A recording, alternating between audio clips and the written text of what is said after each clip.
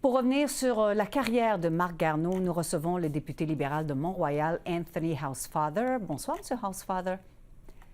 Wow. Alors, je vous demanderai d'abord, quel souvenir gardez-vous de Marc Garneau comme collègue d'abord? J'étais très chanceux d'avoir l'opportunité de travailler avec Marc Garneau. Je le connaissais de la télévision quand j'étais jeune, comme astronaute.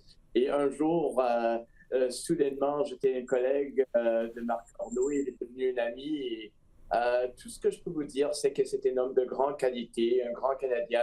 Quelqu'un qui parlait pas souvent, mais quand il parlait, c'était toujours quelque chose d'intelligent et de grande importance quand il parlait. Et quand Marc Garneau commençait de parler, tout le monde l'écoutait. Mhm.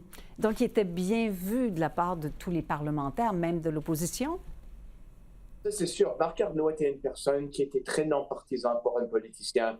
Un des premières leçons qu'il m'a donné, c'est que vous devriez travailler en étroite collaboration avec les gens de tous les partis et vous devriez être le moins agressif et le plus collégial avec eux.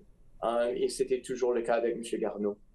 Est-ce que vous avez le sentiment que son passé d'astronaute et de scientifique, finalement, avait une influence sur sa carrière comme politicien? Est-ce que ça a joué un rôle? Mais ça, c'est certain, parce que quand vous êtes astronaute, vous êtes non seulement intelligent, mais vous êtes quelqu'un qui est capable de collaborer dans une équipe. Mais vous êtes aussi quelqu'un qui est sécure dans votre peau et dont il ne venait pas en politique avec quelque chose à prouver aux autres. Il était déjà sécure dans sa personnalité, dans soi-même, et dont c'était plus possible pour lui de dire non, je ne vais pas être très partisan, même si le whip me dit d'être partisan. Je vais faire quelque chose que moi je suis capable et à l'aise avec comment je me comporte. Mhm. Il a vécu certaines périodes difficiles quand même. Il a été, par exemple, ministre des Transports pendant la pandémie. Ça a été, appelons ça comme ça, une période trouble. Comment vous trouvez qu'il a réussi à passer à travers cette période, à gérer tout ce dossier? Mais pour moi, Marc était toujours un ministre très compétent. Vous avez toujours une réputation sur la colline. Est-ce que vous êtes compétent ou non? Et il y a certains ministres qui ont une réputation qui est très, très bonne et d'autres qui en sont moins bonnes. La réputation de Marc Garneau avec tout le monde était toujours très bonne. Très bon. Bien des gens ont été un peu surpris par son décès qui est arrivé quand même, et c'est ce qu'on comprend aujourd'hui, assez rapidement. Est-ce que vous saviez qu'il était malade? La dernière fois que j'ai vu Marc, c'était il y a quelques mois.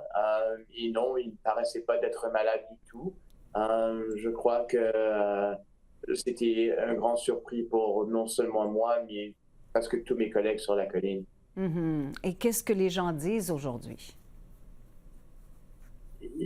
Comme c'était un choc, ils sont très déçus. On parle entre nous-mêmes de nos mémoires de Marc et notre tristesse. Et c'est pas juste les députés libéraux, il y a des députés conservateurs et des autres partis qui ont aussi eu une relation très collégiale avec Marc et tout le monde est très déçu. Et encore, ça montre que la vie est précieuse et vous devrez prendre chaque minute de la vie dans une manière où vous prenez le joie de la vie parce que vous pourriez disparaître n'importe quand. Oui, la vie est précieuse et fragile en même temps.